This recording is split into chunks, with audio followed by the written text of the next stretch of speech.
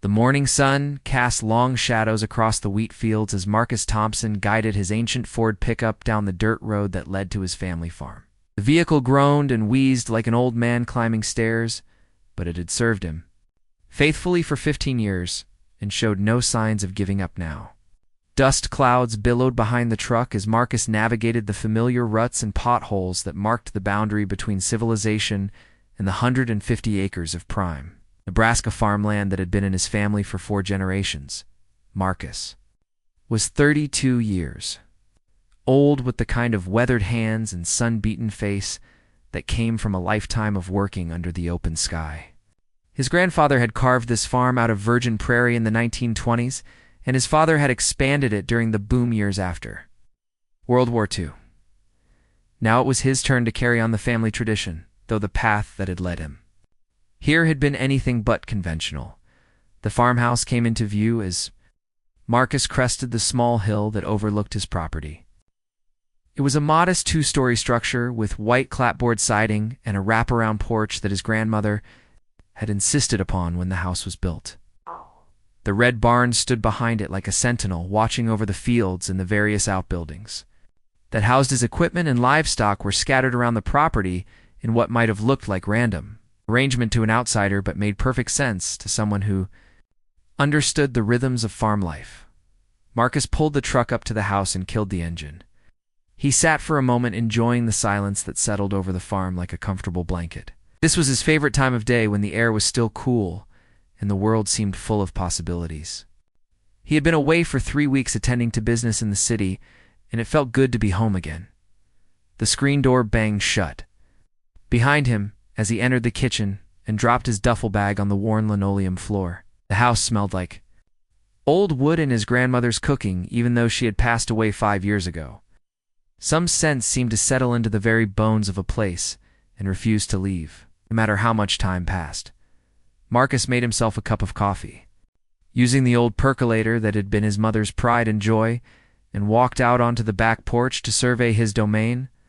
The wheat was coming along nicely and would be ready for harvest in another month or so. The corn in the South 40 looked strong and healthy, and his small herd of cattle were grazing contentedly in the pasture that bordered Johnson Creek. Everything looked exactly as it should, except for one thing. There was a surveyor working in his north field. Marcus set down his coffee mug and shaded his eyes against the morning sun. Sure enough, there was a man in a hard hat and safety vest taking measurements with some kind of electronic equipment, while another man held a range pole. Marcus had been farming long enough to recognize surveyors when he saw them, and he was certain he had not hired anyone to survey his property. He walked back into the house and retrieved his boots and hat, then headed across the yard toward the north field. The surveyor was a young man, maybe 25 years old, with pale skin that suggested he spent most of his time indoors. His assistant was older, with the look of someone who had been doing this kind of work for years. Marcus approached them with the easy stride of a man who was completely at home on his own land. The young surveyor looked up as he drew near, and Marcus could see uncertainty flickering in his eyes. "Good morning, Marcus," said in a tone that was polite but carried an undertone of authority that came from years of command experience. "Mind telling me what you gentlemen are doing on my property?" The young man cleared his throat nervously. "We are conducting a boundary survey for the Henderson Development Corporation. They are planning a residential subdivision and need to establish exact property lines." Marcus felt his jaw tighten. Henderson Development Corporation. He had heard that name before in conversations at the local coffee shop, and none of what he had heard had been good. They were a company out of Omaha that specialized in buying up farmland and converting it into cookie. What? Cutter's suburban developments with names like Pleasant Valley Estates and Country Manor. "I think there has been some mistake," Marcus said, keeping his voice level. "This is Thompson land, and has been for 4 generations. Nobody has sold anything to any development corporation." The surveyor consulted his clipboard. "According to our work order, this property was sold to Henderson Development 3 weeks ago. We have been hired to survey the entire 200-acre elite tract in preparation for development, 200 acres. That was more than just Marcus's farm.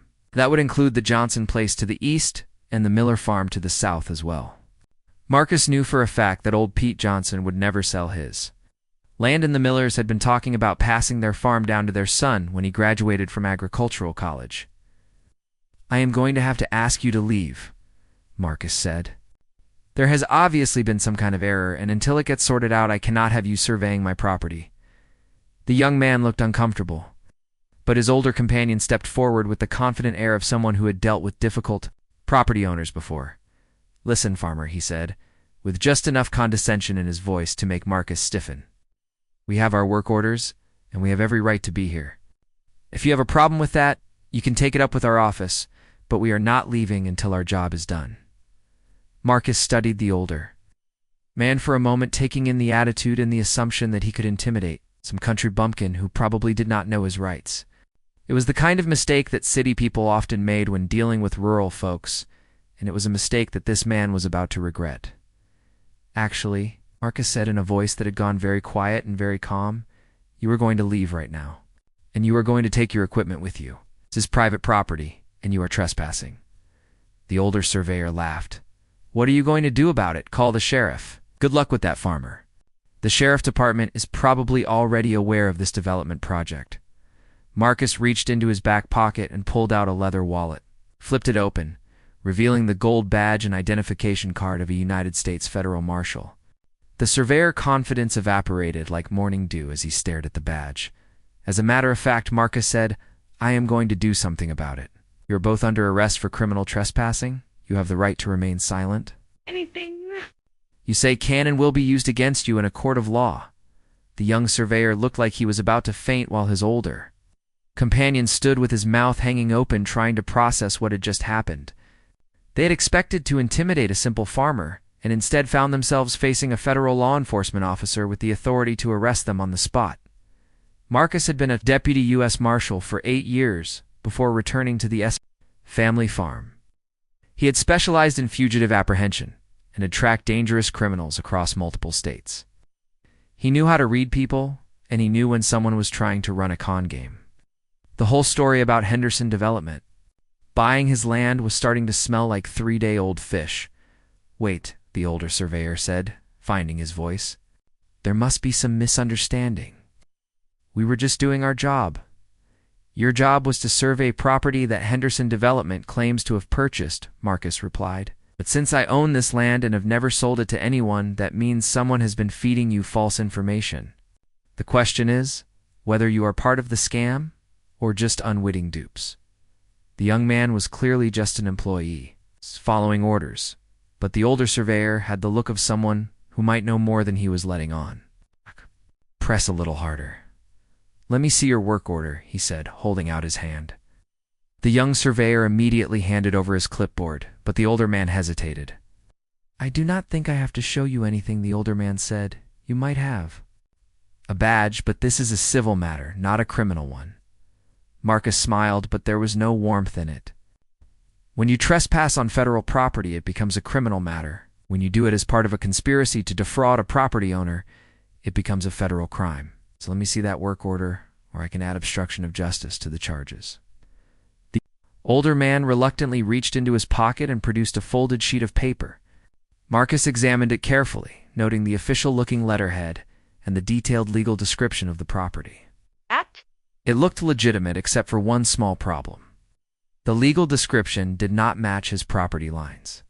"This survey order is for Section 12, Township 15 North, Range 8 East," Marcus said. "My property is in Section 13, Township 15 North, Range 8 East.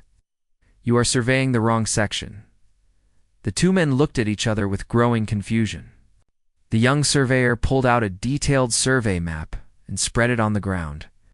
After a few minutes of checking coordinates and comparing landmarks, he looked up with a pale face. "He is right," he said to his partner. "We are off by one section. The GPS coordinates we were given are incorrect." Marcus studied the work order more carefully. Henderson Development Corporation was real enough, but the address listed was a post office box in a strip mall in Omaha. The phone number had a Nebraska area code, but when Marcus dialed it from his cell phone, he got a recording saying the number was disconnected. Hayes had probably researched Henderson Development and identified them as a legitimate company that could serve as a front. For his land fraud scheme, what kind of credentials did he present? Marcus asked. He had references from 3 major development companies in Texas and Oklahoma. When he called to verify his background, they all confirmed that he had worked for them and had been very successful at acquiring properties for development projects. Marcus made another note. The references had probably been fake as well, or Hayes had accomplices who were running multiple scams simultaneously. It was a common technique in sophisticated fraud schemes to create an entire fictional business network to support the main scam. How many properties has Hayes acquired for Henderson Development? Karen's face went even paler. 23 properties totaling over 4,000 acres. The total value is approximately $60 million. Marcus felt his blood run cold. This was not just a local land grab scheme. This was a major criminal enterprise that had stolen millions of dollars worth of property from dozens of families. The federal government would definitely be interested in a case of this magnitude. Do you have a list of all the properties Hayes has acquired? Yes, Karen said, reaching for her purse. I have a complete file on every transaction. Hayes insisted that. We maintain detailed records for tax purposes. She pulled out a thick folder and handed it to Marcus. He flipped through it quickly, noting the dates, locations, and supposed purchase prices for each property. Most of the transactions had occurred within the past 6 months in all. Of them were in rural areas where property owners might not immediately notice surveyor or other activity on their land. Marcus was studying the documents when he heard another vehicle approaching. This time it was a county sheriff patrol car, moving at a more sedate pace than Karen's BMW had managed. The car pulled up near the group and Sheriff Tom Bradley got out. Tom was in his 50s with gray hair and the comfortable demeanor of someone who had been keeping the peace in rural Nebraska for most of his adult life. He and Marcus had known each other since high school, and Tom had been one of the first people to congratulate Marcus when he returned home to take over the family farm. "Morning, Marcus," Tom said as he approached the group. "Got a call about some kind of disturbance out here? Is everything all right?" Marcus gestured toward Karen and the survey crew. "These folks have been trying to convince me that they own my farm. Turns out it's part of a rather large fraud scheme." Tom looked at Karen's expensive clothes and perfectly styled hair, then at the survey equipment scattered around the field. His expression suggested that he had dealt with similar situations before, though probably not on this scale. "You want to fill me in on the details?" Marcus gave Tom a quick summary of what had happened, including Karen's confession about the scope of the fraud scheme. Tom listened without interruption, occasionally making notes in his report book. When Marcus finished, Tom looked at Karen, the kind of expression that suggested he was not impressed by her designer outfit or her corporate title, Ms. Mitchell. He said, "You are under arrest for criminal trespass, conspiracy to commit fraud and theft by deception. You have the right to remain silent." Tom continued with the Miranda warning, while Karen stared at him in disbelief. Had probably never been arrested before, and the reality of the situation was finally starting to sink in. "This is ridiculous," she protested as Tom reached for his handcuffs. "I am a senior executive with a major development corporation. You cannot treat me like a common criminal." Tom's expression did not change. In my experience, there's nothing common about criminals who steal $60 million worth of property from hard-working families. That makes you a pretty special kind of criminal." Karen was still protesting when Tom locked the handcuffs around her wrists and helped her into the back of his patrol car. The survey crew was looking increasingly nervous as they realized that they might be next. Marcus turned to the 2 surveyors. "Gentlemen, I think you have been caught up in something that you did not understand. If you cooperate with the investigation, I will recommend that the prosecutor consider your situation when deciding what charges to file." The young surveyor immediately began talking. He had been hired by Hayes just 2 weeks earlier and had been told that he would be doing routine boundary surveys for legitimate development projects. He had no idea that the property acquisitions were fraudulent, and he certainly had not intended to participate in any criminal activity. The older surveyor was more cautious, but eventually admitted that he had suspected something was not right about some of the surveys they had been asked to conduct. The property descriptions had often been vague or contradictory, and Hayes had insisted that they work quickly without taking time to verify their coordinates with local records. Marcus spent the next hour taking detailed statements from both men. While Tom transported Karen to the county jail, by the time Tom returned with an evidence collection kit, the sun was high overhead and the temperature was climbing toward what promised to be another scorching Nebraska summer day. Tom and Marcus spent the rest of the morning documenting the scene and collecting evidence. They photographed the survey equipment, bagged the forged documents, and took GPS readings to establish exactly where the fraudulent survey had been conducted. It was tedious work, but Marcus knew that attention to detail at this stage could make the difference between conviction and acquittal. When the case went to trial, the investigation was just getting started. But Marcus already knew that this case was going to be big. A $60 million fraud scheme involving dozens of properties across multiple counties would attract the attention of state and federal law enforcement agencies. The FBI would probably want to get involved, especially if the scheme crossed state lines or involved wire fraud or mail fraud. Marcus was familiar with the federal agencies that investigated white-collar crime from his time as a deputy marshal. He had worked with FBI agents on several cases involving fugitives who had fled across state lines to avoid prosecution for financial crimes.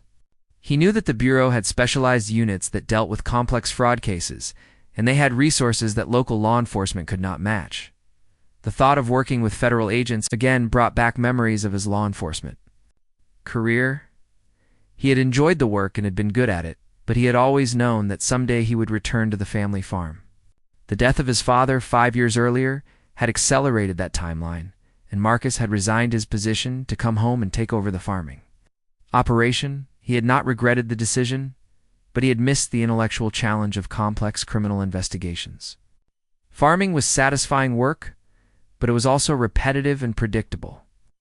Most days involved the same routine of checking crops, feeding livestock, and maintaining equipment. There was something appealing about the prospect of using his investigative skills again, even if it was just to help local law enforcement with a case that had landed in his lap. Tom finished photographing the evidence and looked at Marcus with the expression of someone who was trying to decide how to handle a situation that was clearly beyond his normal experience. "Marcus, I am going to need your help with this case. My department does not have the resources to investigate something this big, and the state police are already stretched thin with other cases." Marcus nodded. "Figured you might ask. I can serve as a consultant on the investigation, but I will need to coordinate with my supervisor at the Marshal Service. Cases like this sometimes fall under federal jurisdiction." Tom looked relieved. "I was hoping you would say that. To tell you the truth, this is the biggest case that has ever hit our county, and I do not want to screw it up because I missed something important. The first step would be to verify the scope of the fraud scheme by contacting the property owners listed in Karen files. If even half of the 23 properties had been fraudulently acquired, it would represent one of the largest land fraud cases in Nebraska history. The FBI would definitely want to get involved at that point. Marcus also wanted to track down Robert Hayes, who seemed to be the mastermind behind the scheme. Hayes had probably moved on to other victims by now, but there might be a trail of financial records or communication that could lead investigators to him. Finding Hayes would be crucial to understanding the full scope of the conspiracy and identifying any other accomplices. The investigation would also need to determine how the fraudulent documents had been created, whether Hayes had accomplices inside government offices who had helped him file false deeds or survey records. Document fraud on this scale usually required inside help from people who had access to official seals and recording systems. Marcus was mentally organizing the investigation when his cell phone rang. The caller ID showed a number he did not recognize, but he answered anyway. "Thompson, Marshall." "Thompson, this is Agent Lisa, Spark with the FBI Financial Crimes Unit. I understand you have stumbled onto something that might interest us." Word traveled fast in law enforcement circles. Marcus was not surprised that the FBI had already heard about the case, but he was impressed by how quickly they had responded. "Agent Park, I was just thinking that you folks might want to take a look at this. We have what appears to be a sophisticated land fraud scheme involving millions of dollars in property. We got a call from the Nebraska State Police about 30 minutes ago. They flagged it as a potential federal case because of the dollar amounts involved. I'm driving up from Omaha right now and should be there in about 2 hours. Marcus gave Agent Park directions to his farm and arrangements to meet.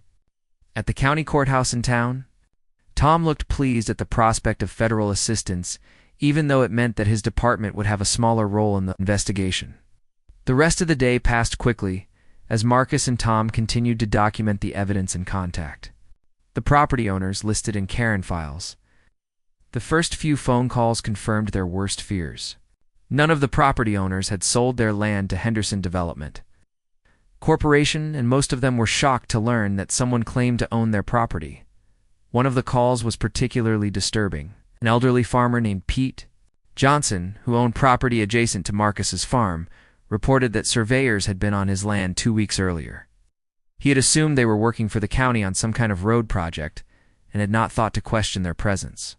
It was only when Marcus called that he realized he might have been the victim of fraud. By late afternoon, Marcus and Tom had contacted 15 of the 23 property owners listed in Karen files. Not a single one had sold their property to Henderson Development, and most reported suspicious activity on their land within the past few months. The scope of the fraud was even larger than they had initially suspected. Agent Park arrived at the courthouse just after 5 o'clock, driving an unmarked sedan that screamed federal law enforcement despite its plain appearance. She was in her early 30s, with short dark hair and the kind of focused intensity that Marcus associated with experienced FBI agents. She carried herself with the confidence of someone who had worked major cases before and was not intimidated by complex investigations. Marcus and Tom met her in the conference room at the courthouse and spent the next 2 hours briefing her on what they had discovered. Agent Park listened carefully, taking detailed notes and asking the kind of probing questions that indicated she understood implications of what they were dealing with. "This is definitely a federal case," she said when they finished the briefing. "The dollar amounts alone would qualify, but the use of forged documents and fraudulent wire transfers pushes it clearly into our jurisdiction. I am going to request a full task force investigation." A task force investigation meant that multiple federal agencies would be involved, including the FBI, Secret Service, and possibly the Postal Inspection Service, if mail fraud was involved. It also meant that the case would receive priority attention and substantial resources. Marcus felt a familiar rush of excitement at the prospect of working a major case again. He had forgotten how much he enjoyed the intellectual challenge of complex criminal investigations and the satisfaction that came from taking dangerous criminals off the streets. Agent Park was studying Karen confession transcript. This Robert Hayes character is obviously the key to the whole scheme. Do we have any leads on his current whereabouts? Tom shook his head. He gave Henderson Development a local address, but it turns out to be a vacant apartment. He provided is disconnected, and the references he gave all lead to dead ends. Agent Park made a note. That suggests he was planning to disappear as soon as he had stolen enough property to make it worthwhile. We need to move fast before he realizes that his scheme has been discovered. Marcus had been thinking about Hayes' likely next moves. He was running a sophisticated fraud operation. He probably had multiple identities and escape plans already in place. The fact that he had used false references and a fake address suggested that he was experienced at evading law enforcement. Agent Park, what kind of resources can you bring to bear on this investigation? We can deploy a full financial crimes team, including forensic accountants, computer specialists, and surveillance teams. We also have access to federal databases that can help us track Hayes' financial activity and identify any accomplices. That kind of resources was exactly what the case needed. Local law enforcement was simply not equipped to investigate a multi-million-dollar fraud scheme that involved sophisticated document forgery and potentially crossed state lines. The three of them worked until well past dark, developing an investigation plan and assigning initial tasks. Agent Park would coordinate with FBI headquarters to establish the task force and request additional resources. Tom would continue contacting the remaining property owners and documenting the local aspects of the case. Marcus would serve as a liaison between the federal and local agencies and provide his expertise in tracking fugitives. It was after 10 o'clock when Marcus finally returned to his farmhouse. The familiar sounds of nighttime on a farm crickets, Chirping cattle lowing in the distance and the rustle of wind through the cornfields helped him decompress from the intensity of the day. He sat on his front porch with a beer and tried to process everything that had happened. 12 hours earlier, he had been a simple farmer coming home from a business trip. Now he was involved in a major federal investigation that could result in dozens of arrests and the recovery of millions of dollars in stolen property. Life had a way of taking unexpected turns, and this was definitely one of them. Marcus thought about the property owners they had contacted that day. Most of them were ordinary people who had worked hard to build something for their families. Farmers and ranchers who had invested their lives in the land only to discover that someone was trying to steal it from them through an elaborate fraud scheme. The anger he felt at that injustice was part of what had made him a good law enforcement officer, and it was what would drive him to see this case through to the end. The next morning brought a flurry of activity as the federal task force swung into action. Agent Park arrived at the farm with 2 other FBI agents and a forensic accountant, who immediately began analyzing the financial documents that Karen had provided. They set up a temporary command center in Marcus's dining room, complete with computers, communication, equipment, and enough coffee to keep everyone alert for the duration of the investigation. The forensic accountant was a thin, intense man named David Chen, who had the kind of analytical mind that could spot patterns in complex financial data that others might miss. Within hours of arriving, he had identified several suspicious transactions in Henderson Development accounting records that suggested Hayes had been siphoning money out of the company while conducting his land fraud scheme. Agent Park was coordinating with FBI field offices in Texas and Oklahoma to investigate the false references that Hayes had provided. If he had used the same identity in multiple states, it might provide clues to his real background and current location. Marcus was tasked with analyzing the survey data that the crew had collected to determine if there was a pattern to Hayes' target selection. Most of the properties were in rural areas with elderly owners who might not immediately notice suspicious activity on their land. They were also generally located near growing urban areas where development pressure was increasing property values. It was a smart strategy that could have netted Hayes millions of dollars if he had not made the mistake of targeting the wrong property. Marcus reflected on the irony that his background as a federal law enforcement officer was what had exposed the entire scheme. If Hayes had picked on an ordinary farmer who did not know his rights or have the authority to arrest trespassers, the fraud might have continued for months or even years. By noon, the investigation had expanded to include 6 FBI field offices and the Financial Crimes Unit at FBI headquarters. Hayes had left a trail of fraudulent activity across multiple states, and the Bureau was putting together a comprehensive picture of his criminal enterprise. Agent Park received a call from the field office in Dallas, provided the first major break in the case. The references that Hayes had provided to Henderson Development had been traced to a series of shell companies that existed only on paper. The same pattern had been used in Texas and Oklahoma, suggesting that Hayes was running similar fraud schemes in multiple states. Simultaneously, the Dallas office had also identified a bank account in Hayes' name that had received wire transfers totaling over $2 million in the past 6 months. The money had been withdrawn in cash or transferred to offshore accounts that would be much more difficult to trace. Marcus listened to the update with growing amazement at the scope of Hayes' criminal enterprise. This was not just a local land fraud scheme, but a multi-state operation that had stolen millions of dollars from dozens of victims. Hayes was clearly a sophisticated criminal who had been planning and executing complex fraud schemes for years. Agent Park assembled the task force team for a briefing on their progress. We now believe that Robert Hayes is actually Richard Hamilton, a convicted fraud artist who was released from federal prison 18 months ago after serving a sentence for a similar land fraud scheme in Arizona. That explained a lot. Hamilton had learned from his previous conviction and had refined his methods to make them more difficult to detect and prosecute. The use of multiple identities and shell companies was a classic technique for evading law enforcement. We have also discovered that Hamilton has been using a network of accomplices in various states to help him identify targets and create fraudulent documents. Some of these accomplices are former associates from his Arizona case who were released around the same time. He was. Marcus felt a familiar chill at the realization that they were dealing with an organized criminal network rather than a lone operator. Organized fraud schemes were much more difficult to investigate and prosecute because they involved multiple layers of criminal activity and numerous potential witnesses who might not be willing to cooperate. The good news is that we have identified Hamilton's current base of operations. He has been using a rented office space in Kansas City under another false identity. We have surveillance teams moving into position and expect to make arrests within the next 24 hours. Marcus experienced the rush of adrenaline that came with the climax of a major investigation. After months